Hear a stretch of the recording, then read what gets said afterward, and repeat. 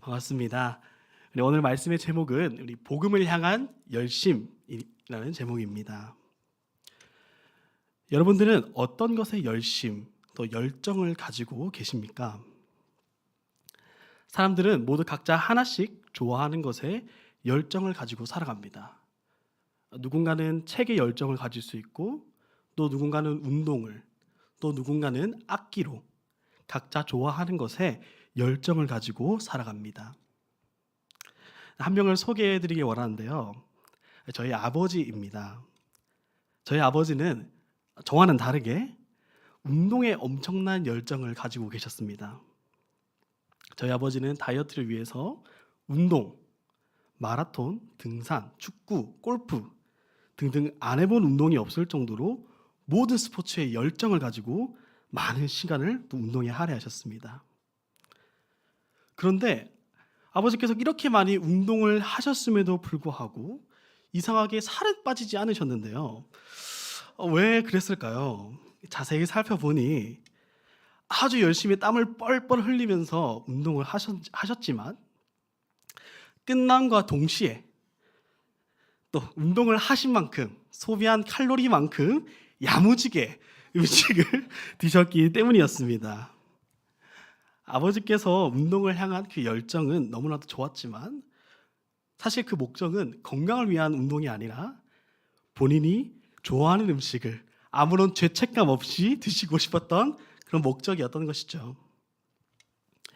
이처럼 열정, 그 열심을 쏟아내는 것보다 우리는 어느 방향을 향해서, 어느 목적을 향해서 열심을 쏟아낼 것인지, 어떻게 열정을 쏟아낼 것인지가 아주 중요합니다. 잘못된 열심은 우리를 더 안 좋은 결과로 이끌어내기 때문입니다. 그리고 이 같은 원리는 우리들의 신앙생활에서도 마찬가지입니다. 오늘 말씀을 나눌 때에 오늘 갈라디아서 본문에 등장하는 잘못된 열심은 어떤 것인지, 그리고 그 잘못된 열심은 어떤 결과를 가지고 오는지, 그리고 마지막으로 그렇다면 올바른 열심은 어떤 것인지를 살펴보고 은혜 받는 귀한 시간 되기를 소망합니다. 먼저 본문 속에 등장하는 이 잘못된 열심이 무엇인지를 함께 살펴보기 원하는데요. 오늘 본문은 갈라디아서입니다. 이 갈라디아서를 우리 천천히 한번 읽어보면 굉장히 분위기가 다른 바울 서신과는 사뭇 다른 분위기를 볼 수 있습니다. 바울은 굉장히 다급하고 흥분한 상황으로 이 편지를 써내려가고 있는데요. 그 특징은 이렇습니다. 대부분의 바울 서신들은 도입부에 인사를 하면서 그 안에 감사가 항상 포함되어 있습니다. 대부분의 감사가 포함되어 있는데 이 갈라디아서 말씀은 그렇지 않습니다. 갈라디아서의 인사에는 감사가 빠져 있습니다. 그리고 곧바로 본문으로 들어가고 있습니다. 그리고 갈라디아서의 끝부분을 보면 또 갑자기 잘 이야기하다가 툭 하고 끊기는 것처럼 급하게 마무리가 됨을 볼 수 있습니다. 이런 특이한 구조는 우리 갈라디아에서만 등장하는 또 특별한 상황을 잘 보여주고 있습니다. 당시 갈라디아에서의 상황은 우리 사도행전 13장에 등장한 것처럼 유대주의자, 율법주의자들로 인해 믿음으로 구원을 받는다는 그런 온전한 복음이 아닌 행위로, 자신의 공로로 율법으로 구원받는다는 이단 사상에 물들어가고 있는 상황이었습니다. 이런 상황을 전달받은 바울은 다급하게 펜을 들고 갈라디아 교회를 향해 편지하고 있는 것이죠. 이전에 분명히 복음을 전달했음에도 불구하고 다른 복음으로 넘어간 갈라디아 교회를 향해 오늘 본문은 책망하고 있습니다. 우리 오늘 본문 8절부터 11절 말씀 우리 함께 읽도록 하겠습니다. 그러나 너희가 그때에는 하나님을 알지 못하여 본질상 하나님이 아닌 자들에게 종노릇하였더니 이제는 너희가 하나님을 알 뿐 아니라 더욱이 하나님이 아신 바 되었거늘 어찌하여 다시 약하고 천박한 초등학문으로 돌아가서 다시 그들에게 종노릇하려 하느냐. 너희가 날과 달과 절기와 해를 삼가 지키니 내가 너희를 위하여 수고한 것이 헛될까 두려워하노라. 아멘. 바울은 분명 복음을 들었을 이들에게 어찌하여 종의 모습으로 되돌아가고 있냐며 그들을 책망하고 있습니다. 복음을 만나기 이전에 죄의 종으로, 죄의 노예로 살아갔던 갈라디아 성도들은 바울이 전해준 복음을 통하여 그 죄에서 벗어나게 되었습니다. 이전에는 죄의 노예로, 종으로 살아갔던 이들이 복음을 통해 자유를 얻고 그 신분이 거룩한 하나님의 자녀로 변화되었습니다. 이제 이들은 그 안에 자유를 얻으며 주님께 예배하며 자유를 풍성히 누리면 됐던 것이죠. 그런데 이들에게 유대주의자들이 찾아와 그들을 거짓된 속임수로 바울이 전했던 복음의 의혹을 가져오게 만들었습니다. 예를 들면 이런 상황이었겠죠. 여러분, 바울이란 사람이 오직 구원은 은혜로 얻어지는 것이라고 했다면서요. 여러분, 그 말도 안 되는 이야기를 듣습니까? 여러분, 생각해 봅시다. 어떻게 구원이라는 어마어마한 문제가 믿음으로 얻어진다고 생각합니까? 자, 제가 지금부터 기독교 본토인 유대로부터 올라온 저희가 진짜 구원은 어떻게 얻어지는 것인지 알려드리도록 하겠습니다. 오해 마세요. 저희는 그리스도를 부인하는 것이 아닙니다. 그리스도를 믿는 것과 동시에 모세 때부터 내려왔던 율법과 규례를 잘 지켜야만 구원이 완성되는 것입니다. 라고 이야기하며 갈라디아 성도들을 미혹하고 그들을 거짓된 속임수로 넘어가게 만들었습니다. 이 사실을 들은 갈라디아 교인들은 자신들이 생각한 이치에, 자신들이 판단하기에 구원을 얻기 위해서는 반드시 노력이 필요하다고 생각했습니다. 그렇기 때문에 이들은 노력이 있어야만, 행위가 있어야만 구원이 얻어질 것이라며 그들을 믿고 그 복음을 받아들였습니다. 그런데 사실 그들의 이런 판단에, 그들의 그런 결정에는 다 이유가 있습니다. 왜냐하면 우리 모든 인간들에게는 종교성이 있기 때문이죠. 기독교 이전의 종교들은 모두 노력을 통해 구원을 얻어진다고 강조하고 또 강조했습니다. 그렇던 사람들이 복음 또한 복음이 믿음으로 구원을 얻는다는 그 말이 100% 확신 가지 않았을 것입니다. 복음 또한 다른 종교들과 마찬가지로 노력이 있어야만, 그 율법을 지켜야만 구원을 얻을 것이라고 그들은 생각했던 것입니다.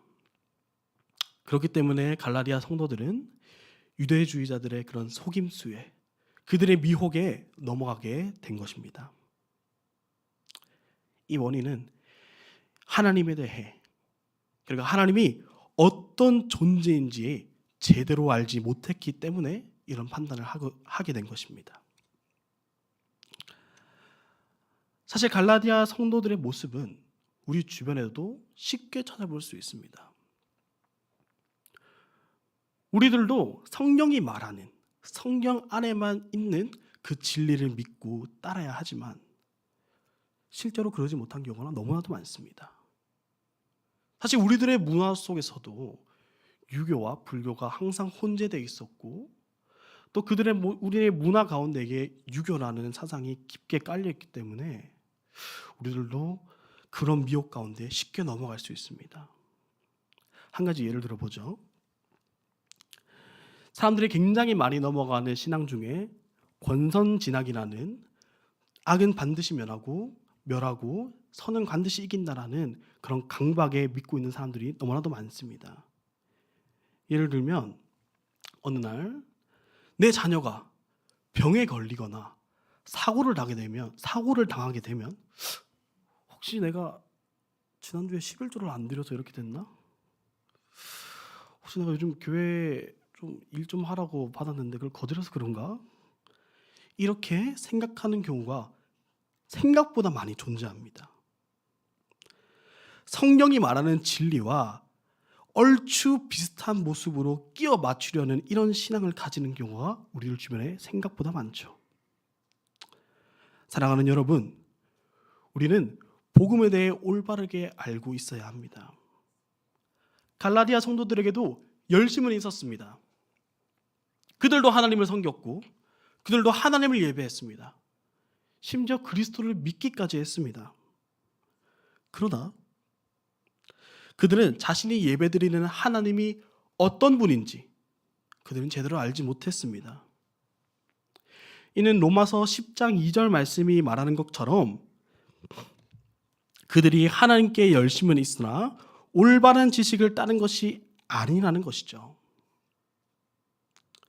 그래서 유대주의자들의 말을 듣고 초등학문으로 돌아가서 그들은 하나님을 찾았습니다. 오늘 본문 9절 말씀에 다시 약하고 천박한 초등학문으로 돌아가서 다시 종노릇한다 라는 말이 기록되어 있는데, 여기서 이 초등학문은 율법을 의미합니다. 왜 바울은 율법을 초등학문이라고 하고 있을까요? 이 초등학문이란 아주 기초적인 지식을 의미합니다. 이 기초적인 지식은 단순히 이 지식만을 알고 있으라는 그런 뜻이 아닙니다. 이 기초적인 지식을 통해서 더 심오한 학문으로 나아가라는 그 뜻이 담겨 있죠. 예를 들어 보겠습니다. 우리가 이제 국어를 배운다고 생각해 봅시다. 국어를 배울 때 처음에 기역, 리을, 디귿 이렇게 배우겠죠. 이제 그거를 다 마스터하고 나면 가나, 다라 이렇게 배우겠죠. 그런데 우리는 사실 가나다라를 배우려고, 단순한 이 글자를 배우려고 국어를 배우는 것이 아닙니다. 이 기초적인 지식을 가지고 우리는 더 나아가 단어를 읽고 문장을 읽고 책을 읽고 그 속에 담긴 지식을 배우고 더 나아가 학문을 배우고 그 속에 담긴 철학을 배우는 것이 우리가 국어를 배우는 가장 기초적이고 근본적인 이유죠. 그러나 이것을 망각하고 그저 기초적인 지식이 좋다고, 초등학문이 좋다고 계속해서 가나 다라 이것만 계속 배우고 외우고 있다면 그것은 아무런 의미 없는 초등학문일 것입니다.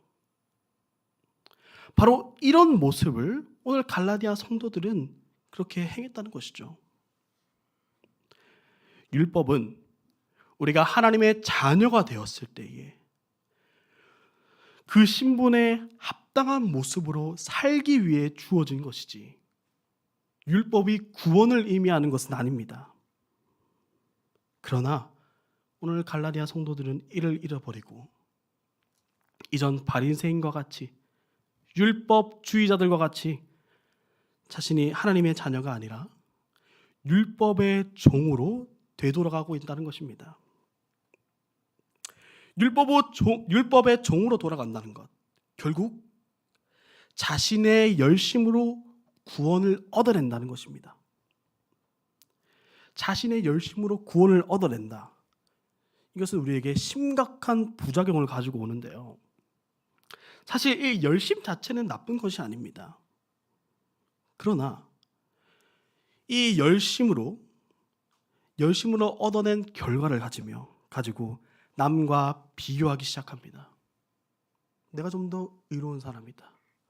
내가 저 사람보다 구원받을 이유가 합당하다.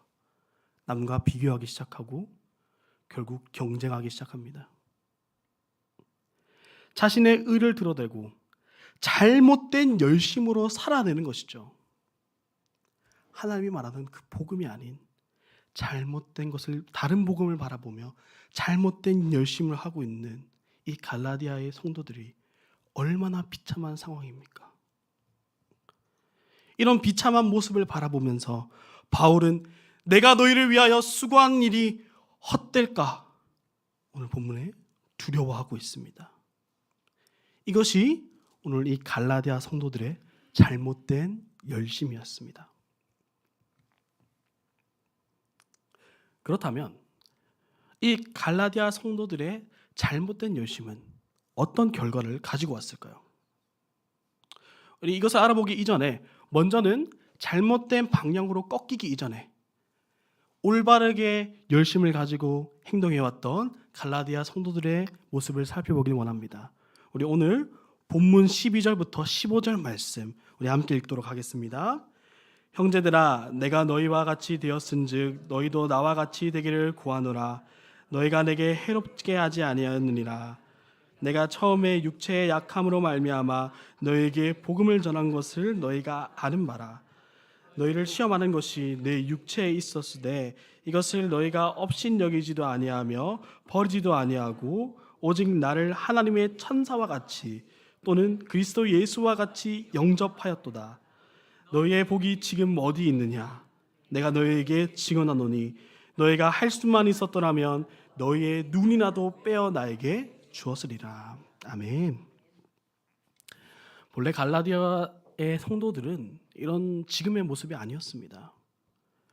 올바른 복음을 가지고 있었던 이들은 오히려 다른 이들에게 모범을 보일 정도로 선한 사람들이었습니다. 바울은 갈라디아 성도들을 만났을 때에 그 상황이 온전치 못한 상황이었습니다. 바울은 선교 사역을 감당하면서 자신의 몸에 많은 상처들이 있었습니다. 그리고 바울에게는 육체에 가신 간질이 있었기 때문에 정상인보다 훨씬 누추한 모습을 하고 있었습니다. 이때 당시 장애인이나 병자들을 향한 사회의 시선은 곱지 못했습니다. 우리 요한복음 9장 2절 말씀입니다. 제자들이 물어 이르되 랍비여, 이 사람이 맹인으로 난 것이 누구의 죄로 인함이니까? 자기이니까 그의 부모이니까?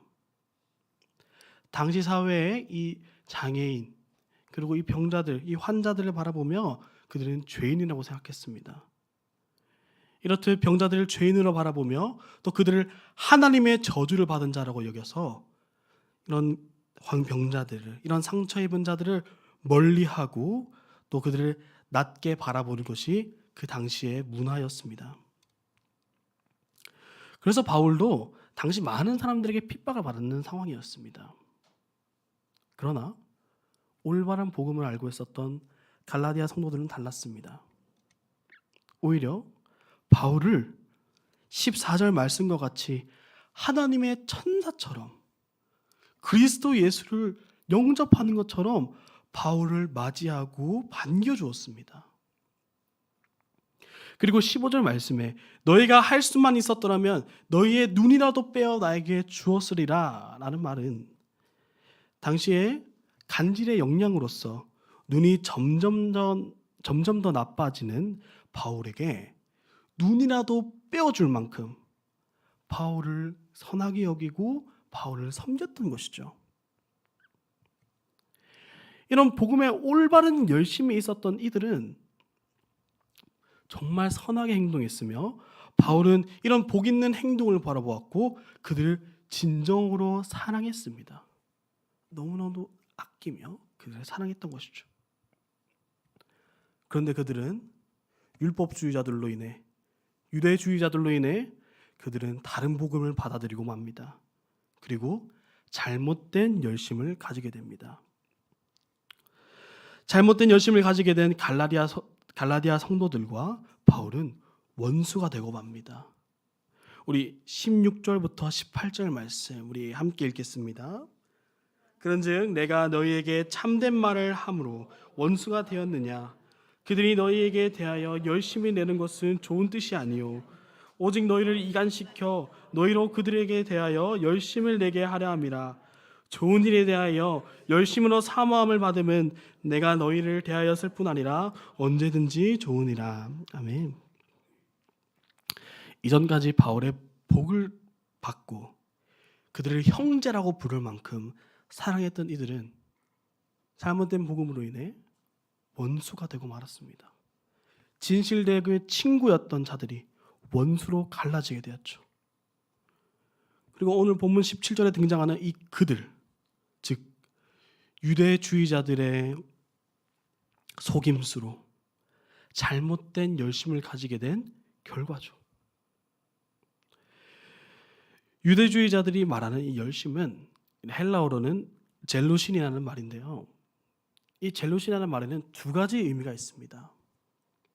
먼저는 정치적인 의미로 아첨하다, 구애하는 그런 열심을 향해 젤로신이라고 하며, 또 하나는 종교적인 의미로서 엄격한 율법 준수를 장려하는, 그들에게 율법을 강요하며 옹호하는 열심입니다.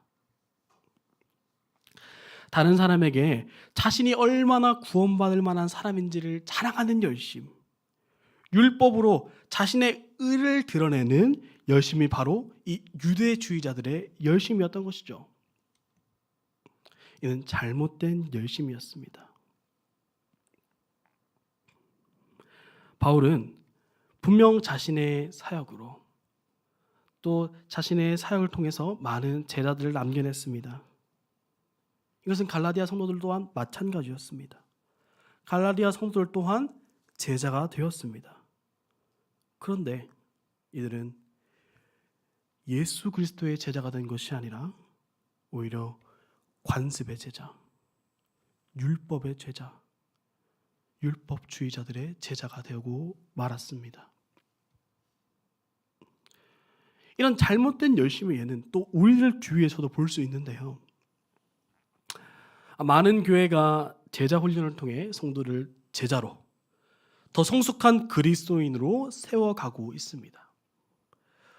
그런데 정말 극소수의, 정말 소수의 교회에서 이 제자 훈련은 그리스도의 제자가 세워지는 것이 아니라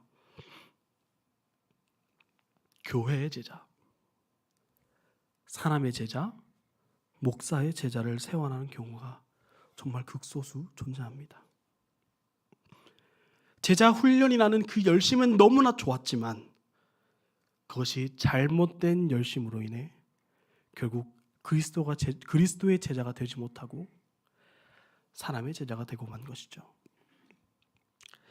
살아가는 우리 대강교회 성도 여러분, 오늘 바울이 강조한 열정, 오늘 바울이 강조하는 것은 열심을 가지는 것보다 그 열정의 방향을 바로 세우는 것이 가장 중요한 것임을 강조합니다. 그래서 18절 말씀을 통해서 좋은 일에 대하여 열심으로 사모함을 받으면 언제든지 좋은 일이라고 말하고 있는 것이죠. 좋은 일에 대해서, 복음을 대해서 열심을 가지는 것은 언제든지 좋은 것이다. 그러나 오늘 갈라디아 성도들은 잘못된 열심으로 사람의 제자를 낳고 나는 결과를 만들어냈습니다. 그렇다면 이제 마지막으로 우리들의 열정은, 우리들의 열심의 방향은 어디로 향해 있어야 할까요? 우리들의 신앙의 열정은 어디로 쏟아내야 하는 것일까요? 우리 마지막으로 본문 19절, 20절 말씀을 통해 살펴보기를 원합니다. 함께 읽겠습니다. 나의 자녀들아, 너희 속에 그리스도의 형상을 이루기까지 다시 너희를 위하여 해산하는 수고를 하노니 내가 이제라도 너희와 함께 있어 내 언성을 높이려 함은 너희에 대하여 의혹이 있음이라. 아멘. 바울은 배신당했습니다. 그들에게 자신의 모든 사랑을 쏟아내어 그들을 거룩한 하나님의 자녀로 만들었음에도 불구하고 그들은 바울을 버리며 다른 복음으로 배신하고 말았습니다. 그런데 오늘 바울은 그들에게 분노하지 않습니다. 오히려 그들을 이제는 형제가 아닌 나의 자녀들아 라고 부르면서 그들을 감싸 안아주고 있습니다. 그리고 선포합니다. 다시 한번 너희를 위하여 해산의 고통을 감당하겠다. 여러분, 이 해산의 고통은 천지를 뒤흔들 만큼 큰 고통입니다. 물론 저는 모르겠죠. 저는 죽을 때까지 모르겠죠. 그렇지만 여기 앉아있는 우리 어머님들은 다 알고 계실 것입니다. 피를 흘리고 정말 죽음의 문턱까지 갈 만큼 힘든 그 고통, 너무나도 아프고 가기 싫은 그 고통이지만 그 해산의 고통이 지나고 나면 새로운 생명이라는 큰 기쁨을 얻게 됩니다. 바울도 이 사실을 잘 알고 있었습니다. 그래서 그들에게 다시 복음을 전파하려고 합니다. 왜냐하면 바울 또한 십자가의 은혜로, 십자가의 사랑으로 예수 그리스도가 죽음을 경험하는 그 고통으로 자신이 새 생명을 얻었기 때문입니다. 사랑하는 우리 대강교회 성도 여러분, 이런 예수 그리스도의 열심이 지금 이 순간에도 우리와 함께 있는 줄로 믿습니다. 예수 그리스도의 그 열정과 열심이 우리들의 유일한 소망이자 위로일 줄로 믿습니다. 바울은 복음을 향한 열정으로 갈라디아 성도들을 감싸 안았고, 아직도 하나님에 대해 잘 알지 못하고 우리들의 삶 가운데에 여전히 부족한 모습이 있을지라도 우리를 포기하지 않고 해산의 그 고통으로 우리와 함께 하시는 우리 그리스도의 열정이 우리 가운데 있을 줄로 믿으니 우리들도 그분의 사랑에 감사하며 오직 열정의 중심이 복음이 되기를 소망합니다. 해산의 고통은 열심을 다하는 우리들에게도 있습니다. 그것은 너무나 고통스러울지라도 그 이후에 새 생명을 얻게 될 때 그 고통이 더 큰 기쁨으로 사라질 줄로 믿습니다. 그렇기에 우리들은 그 기쁨을 소망하면서 그 위로를 믿으면서 복음을 향해 열심을 내는 것입니다. 이제 말씀을 정리합니다. 우리의 신앙의 선배들이자 자신의 목숨까지 걸어낼 만큼 예수 그리스도를 사랑했던 신앙의 선배들이 작성한 하이델베르크 요리문답 제1문은 우리에게 이렇게 질문하고 있습니다. 사나 죽으나 우리의 유일한 위로는 무엇입니까? 그리고 이렇게 답합니다. 오직 그리스도만이 유일한 위로입니다. 잘못된 방향의 열심으로 우리가 다른 것의 제자가 되는 것이 아니라 사람의 제자가 되거나 목사의 제자가 되거나 이런 건물의 그런 교회의 그런 제자가 되는 것이 아니라 오직 복음을 향한 열심으로 예수 그리스도가 주실 그 기쁨과 그 위로를 소망하며 살아가는 모든 동안 가운데에 유일한 그리스도의 제자로 열심을 다하는 저와 여러분들이 되기를 주님의 이름으로 소망합니다. 자, 기도하겠습니다.